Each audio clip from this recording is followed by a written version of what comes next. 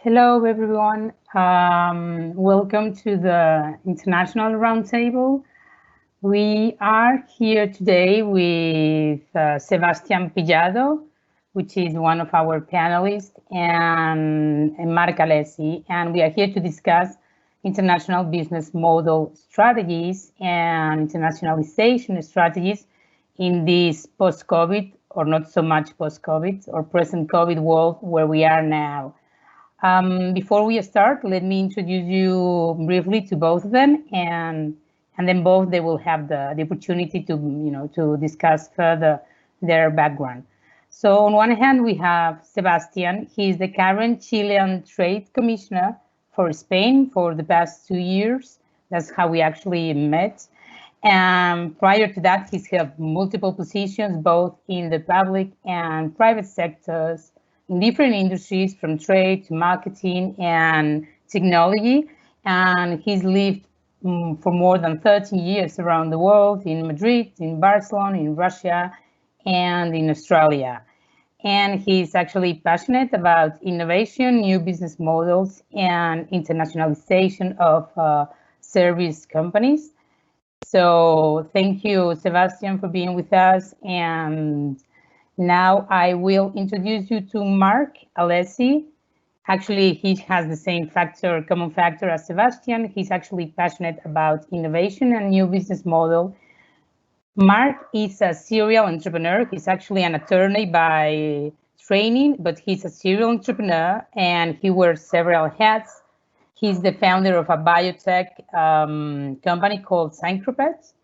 He's also served prior to these positions as within the New York State Assembly, and he also holds the hat of executive director at Tesla Science.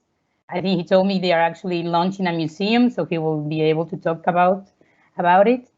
And then finally, apart being an entrepreneur, he's also an entrepreneur because he launched the Business Incubator Association in the New York State that has more than, I think, 200 startup hubs. So with this, I will give you, Marc, now so I give you the opportunity to further explain and introduce yourself. Okay, thank you so much, and thank you for having me.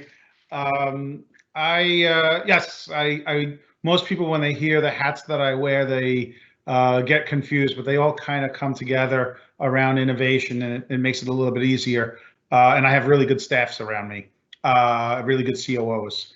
But I was always a serial entrepreneur, and I went into public office for a while and served in the New York State Legislature and focused on innovation and startups as a policy area. And almost 10 years ago, I left politics completely, and I took over an investment network called the Long Island Angel Network and helped launch a number of companies. I launched Syncropet in 2014, and we build biomedical devices, positron emission tomography devices. And so with that experience, two of my clients came to me at the same time, the Incubator Association. And so I didn't found it. I can't take credit for that. My predecessor started BIANYS back in 2006. At the time, they had 15 incubators. Now we're at 101. And those 101 incubators around New York State and in New York City, they house about 2,000 startups. And my last hat is I helped launch the Tesla Science Center, where we saved Nikola Tesla's last lab, which is here in New York. And we see that as a global center. The world helped us save it, by the way. We saved it with a crowdfunding campaign where we raised $1.4 million in 6 weeks from 108 countries and 33,000 donors.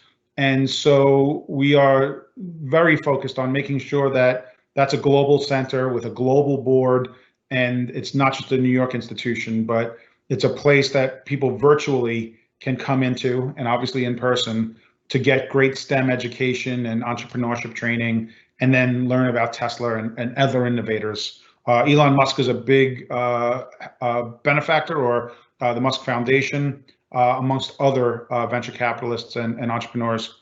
But to be honest, and why you invited me here, Soft Landings is a program that we started concentrating on last year, and I want to credit the Madrid City Council. I traveled to Madrid as a chaperone on a school event with my daughter and her class. I fell in love with the city and with the culture, and I was popping into some of your incubators on my own time. And one of the parents, because it was an exchange, we had Madrid students come here and we housed them a month or two after I came home. But one of the parents from Madrid asked, "Why do you keep doing this?" And I was like, "Well, I'm a geek of the innovation ecosystem. I love meeting people and finding ways to somehow work together." Well, they set up a meeting with the Economic Development Office, and we had a conversation. I talked about soft landings, and it's going to be one of the first cities that we launch the program in, because if you interact with a government that is that progressive to reach out and say, "We want to see this kind of innovation and we want to work with you," that's one of the first places you want to do business. And so we created a program. It was supposed to be an 8-week program. It's morphing to a 10-week program, where but we put it on hold when COVID-19 happened. Madrid and New York were some of the harder hit countries and communities. We're contemplating starting the virtual portion of the program, and then we'll figure out when the in-person makes sense. But the program will be 6 weeks of virtual content, where our association of 100 incubators gives a macro education to entrepreneurs looking to make sales in the US, giving them an overview, business culture, regulations, items like that. And then after that 6-week program, they come to New York for 4 weeks and they work with the appropriate incubators. So if we have 100 incubators, we'll find 3 or 4 that are a good fit for that company and give them a number of days to work with those incubator managers and do some customer discovery. In that, we figured when they go back home, when they need resources, they'll figure out who they're most comfortable with, and they would have had some great introductions to help them get traction here in the US. And that's the goal of the program. Nice, very, very interesting, actually. And you touched already on some of the questions that I had already penciled down. So I just want to say, it wasn't one-sided either. Madrid has been very aggressive in reaching out to us, and Nave actually very aggressive in reaching out to us to say, make sure that the New York companies are aware of the opportunities there, and that's something we want to look at too. Okay, I'll be quiet now. Sebastian, to you. So you want to introduce what you do in the Trade Commission, and then I fire up some questions. Right, absolutely. Thank you very much, Isabel, and great pleasure to be here and to be with Marc. We were discussing before some of the ideas and common interests we had. Very, very pleased to be here today. I know you're having this big innovation party at the La Nave, and great to be part of it. As a Trade Commission, what we're doing typically, being a very open economy, Chile is a very open economy, so we have 56 trade commissions worldwide. And we're typically providing new opportunities for exporting companies from Chile to access those markets, typically by exporting goods and services. But we're also very implied with other industries such as creative economies. In the case of Spain, it's very huge, like the book industry, music industry, art, and so on and so forth, video games as well. But Chile is a great exporting country for fresh fruit, dry fruit, seafood in general, food and beverage. Of course, the wine industry is very well known in the US, and I'm sure Marc would agree to that. And we're also supporting heavily the internationalization of servicing companies, service exporting companies, and of course, entrepreneurship and innovation. We have a role to play in the investment attraction into the country. The foreign direct investment attraction to the country is very relevant to our economy. And of course, promoting the tourism industry. So that in general terms is what we do in the Trade Commission. It would depend on a market-to-market basis, of course. But to the point of this encounter, is, I think for us it's very important to be able to support entrepreneurs and the innovation ecosystem to build bridges between countries. And I think that's one of the key roles for our institution in this place. We have other institutions in Chile which will provide the general means for the ecosystem to flourish internally. And then when the need comes, and it will come for all of them, to scale up and go global, then we need to be there to be able to provide the right networking opportunities and to project where the opportunities might lie for them in each market. Cool.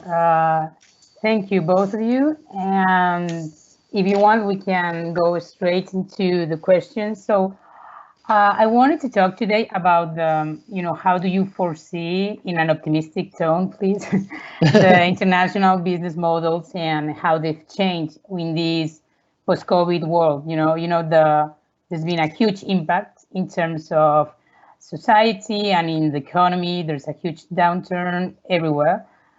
Spain, Chile, the US, but I think, trying to be positive, there's this good thing coming out is that, everyone is being forced, from governments to startups and big corporations, to reevaluate how they operate. How do they manage their workforce and all these remote working?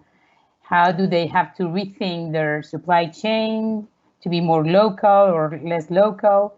How do they actually embed all these sustainability goals in the strategies? And with all the difference, as you know, that there is within the mandates from one country to the other one.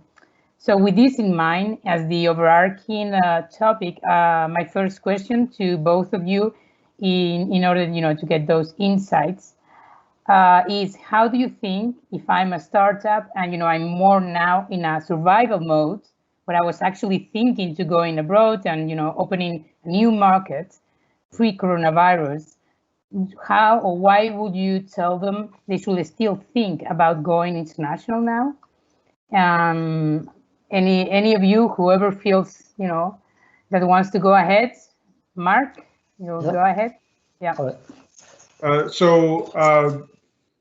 We're still trying to determine what the new normal will eventually be. But that being said, we're already seeing opportunities arising for startups post COVID-19. Those that have telehealth platforms, those that are able to provide distance learning, through education for school districts. There's a number of sectors that are scrambling for new products, and if there are startups in anywhere in Europe or in Chile that have products that are useful globally, then we can't just ignore what's necessary in order to actually bring your products internationally. I think as a startup, you might be a little reluctant to jump on a plane and go to a conference to try to meet new potential customers, and that's on us, whether it's BIANYS or the Chilean government or others that are involved with international trade that want to help startups globalize.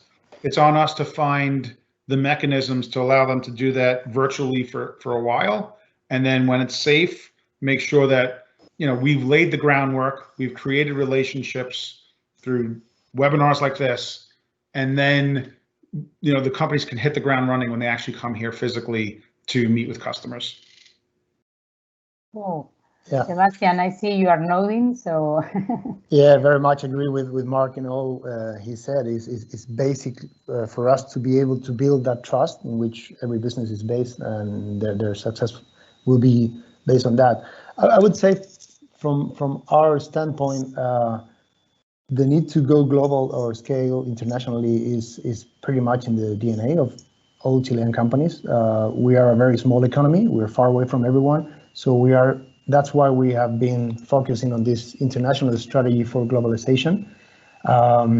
So basically, I would say Chile is a very good laboratory to try new technologies and business models. And then for any successful company in the market, they will be forced, basically almost forced, to be looking for international expansion. So typically the service sector and entrepreneurs will start focusing on the Latin American countries and the US because we have similar time zone, cost-efficient advantages. And then they will secondly look for European expansion. So it's not a matter of if they should or not. I think they should always look for new opportunities in international markets. As Marc mentioned before, I don't think we have ever seen such a huge drive for demand in new sectors, new platforms, new business models, whether it is in edtech, health tech, e-commerce, which is being dramatically impacted by the COVID. So new opportunities are everywhere now, despite the negative effects we're all aware of. And I think also by definition, any startup needs to have implemented into their business model the scalability. They need to be able to scale globally, otherwise they will not be complying with the key metrics they need to for investors as well. It's interesting because I think like before I used to talk to a lot of startups that they wanted to be like born global. So they were born with that scale of mentality. I now think that, you know, this new norm between brackets has made them, you know, refocus. But one of the things that I'm actually hearing you from both of you is that service companies are more lucky between brackets, you know, in order to go ahead and, you know, launch their international strategies. And do you think this is because we are now seeing all these focus towards being more flexible, mobile, cloud-enabled models? Or can you say something like, or a tip or something for more type of production companies? And I'm like, this question goes to you, Sebastián, since you said that, you know, in Chile, there's a huge export community of companies that actually export. So how do you see, or how do you see these changes in terms for those production companies that are not so, or they cannot be so much flexible or cloud enabled? Right. I think flexibility and adaptability for new business models is key for this question. Indeed, the Chilean economy, about nearly 60% of the GDP is international trade, import and export focused. And there are very large industries in Chile for which we're very well known. We are the largest exporting and producing country for copper worldwide, and some other minerals. We have the largest lithium reserves worldwide. And then there is the salmon industry. We're the second largest producer and exporting country of salmon. And there's many industries where we are leading. And I think there are the key or the initial point for our service industry as well. So we have a lot of service industries, companies providing services to those large industry, fixed asset based industries, which cannot mobilize that easily. But the service industry behind them, they can make the most out of these times. Indeed, in the region, within Latin America and the US, the retail sector in Chile is one of the largest in the region, with presence in Mexico, Colombia, Peru, Argentina, Brazil. And they are driving this internationalization process for a lot of small and SME service companies. So I think, yes, in most of the industry where we are very large as an exporting sector in the world, there are opportunities for service providing companies to be able to scale up. And also the challenges that are put forward for startups and scale-ups to solve for, be it by open innovation system or by any other means. I think they are very much related to those industries, and we have seen a lot of those successful examples in the recent times. In the copper industry, we're implementing a lot of solutions for nano and micro copper technology, which are being implemented in service, in industries for healthcare, for packaging industry. So there are many and multiple uses for those innovators, and they're seeing a great result in this, even in these very difficult times. Cool. Thank you. I actually have a question for Marc. given your policy arena background, how do you think, or how do you foresee, like you've been an entrepreneur and you've been in the public administration, how do you think this crisis will actually reshape all the public-private partnerships that are actually needed in order, to face the current challenges and to have more, unized or harmonized strategic objective? And how can startups actually benefit or, benefit from those partnerships? So unfortunately, my screen froze up and I only got half the question. So if you could repeat it, that would be great. Yeah, sure. Or I could be the former politician that I was, and I'll just answer what I wanted to be asked.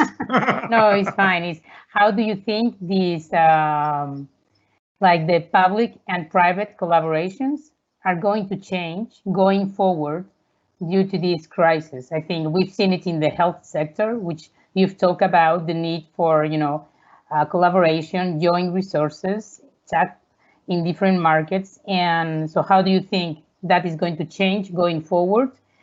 And also, how can startups actually benefit from those public and private collaborations from country to country?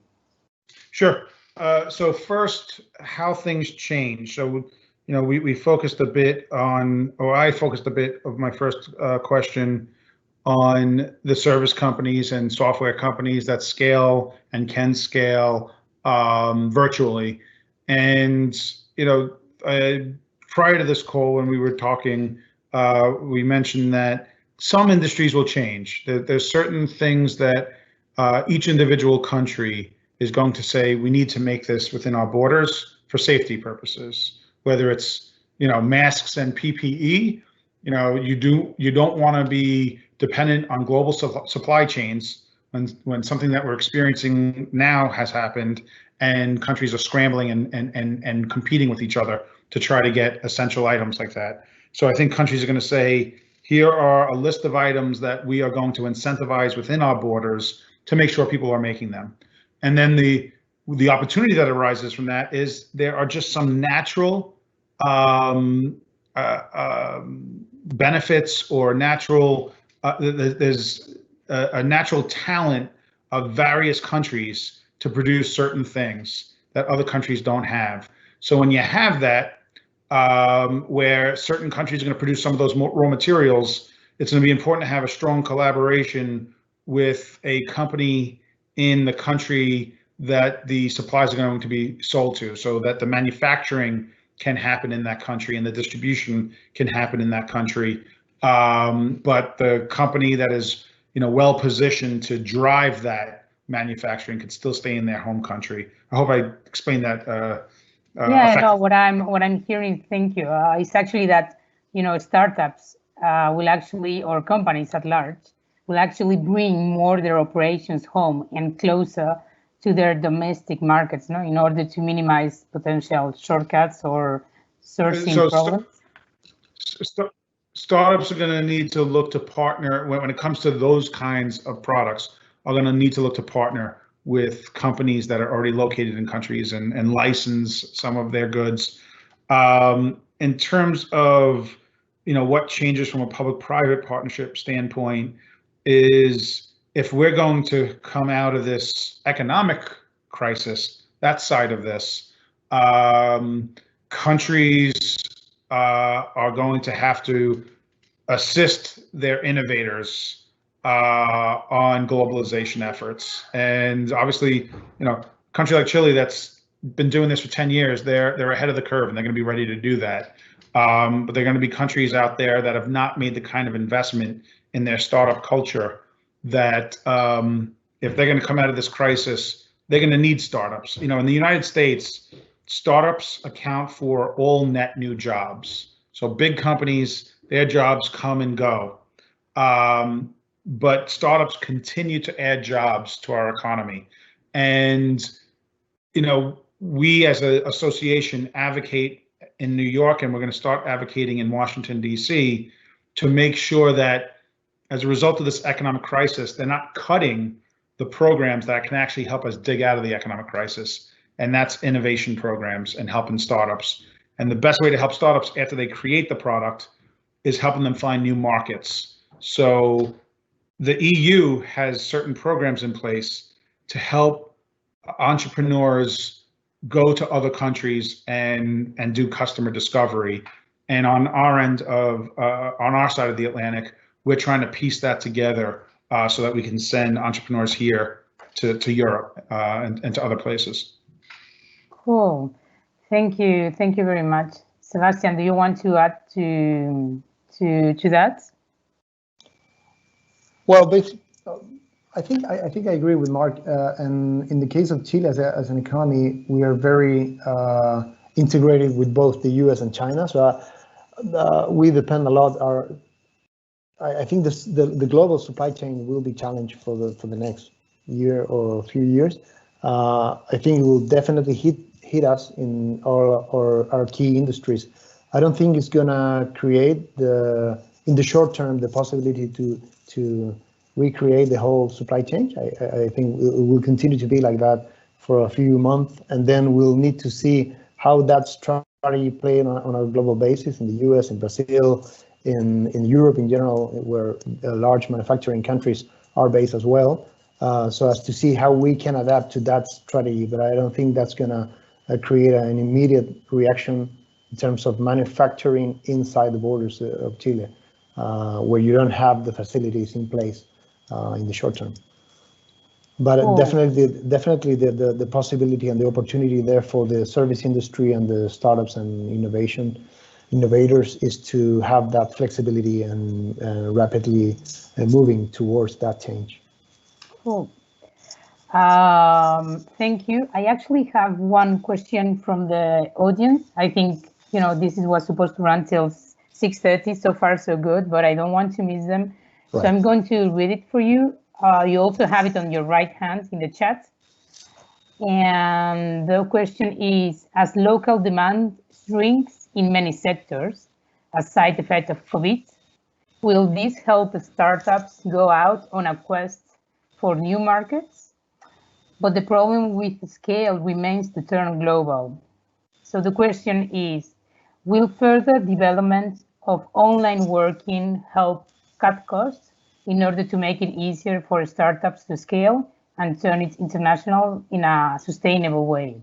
So it's like putting the effort on remote working and remote supply chain also, in the sense that, you know, not local altogether. You know, Isabel, for us, we typically see three main ways in which our service companies are trying to get to different markets. The first one will be cross-border selling from Chile, trying to sell or present their economic proposal to different markets directly. The second one, the most typical one, will be the reselling or the reseller strategy, trying to find for joint venture in the market and have a distributor, if you wish. And the third one will be setting up in the market. I think that's becoming more and more common in the case of Spain. We see Spain as an entry country for the EU, but we see that in Latin America for a long time already. I think because of the current situation, probably the reseller strategy will gain a lot of traction, especially for long distance market destination. So you're not going to be able to travel as much as you wish, or you're not going to be able to attend conferences and trade fairs and establish relationship on a permanent basis. So I think that's going to play a role in adapting the strategy for sure. And this is where I think we can be of great help, both in Chile or in Spain, in the US, to build those bridges for the ecosystem to be able to reconnect or connect on a deeper way in each market. Yes, online tools, online platforms will help. We have been speaking with a lot of service companies in Chile, and they say, as soon as I can, I will travel, because trust is built on a very much on a face-to-face basis. So they still trust, they still believe that's going to be the key element in the future as soon as they can. But In the meantime, I think we'll all have to adapt and work in this fashion to create or to build trust, even on a remote basis. There is a lot of technology, there is a lot of infrastructure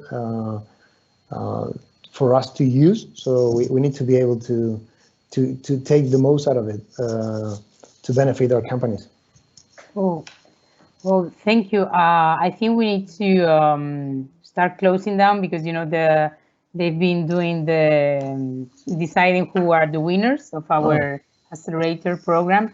But I want to end up on a happy note and optimistic. So if you could, both of you, and since you are now on the screen, Sebastián, give the audience one last tip. If they were to think on one thing that they should do in terms of international strategies, how to face them, how to embrace their international journey, or how to go upon, what do you think, or what would you tell them? It should be that one tip to take away as a wrap up of the conversation. Yeah, well, I think it's very important now to focus and to be very selective. You need to focus on key market.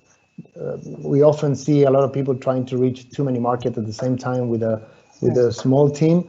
I think it's very important to be able to focus now, to invest time and effort in depth. And once you have been able to achieve what you were looking for in that specific market, then try to get to a new port destination.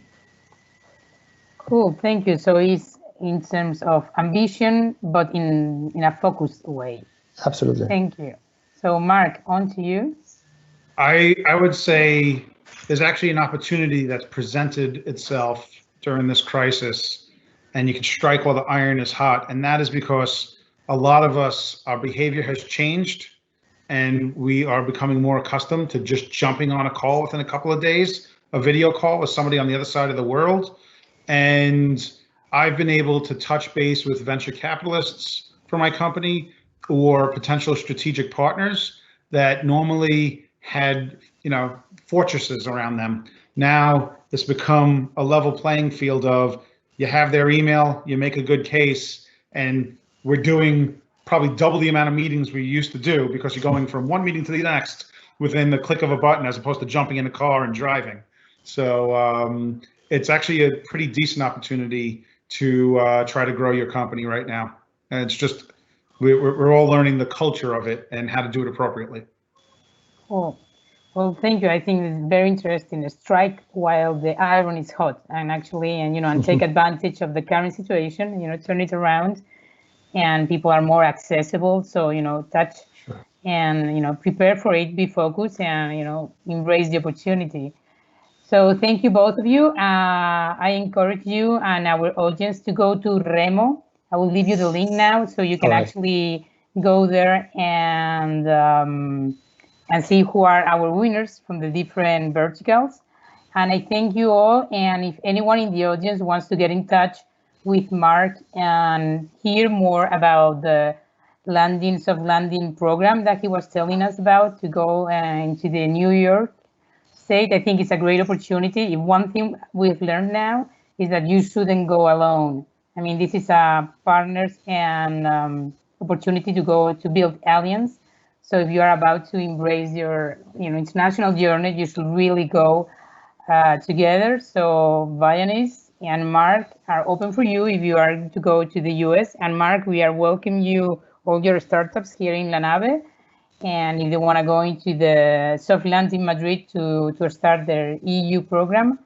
And thank you also, Sebastián, for all your insights. And you are for sure a golden asset for all our startups that want to go into LATAM. Thank you all, and please join me in Remo for the awards ceremony. Happy to do so. Thank you very much, Isabel. Okay. Thank you. I leave you great pleasure to meet you, Marc.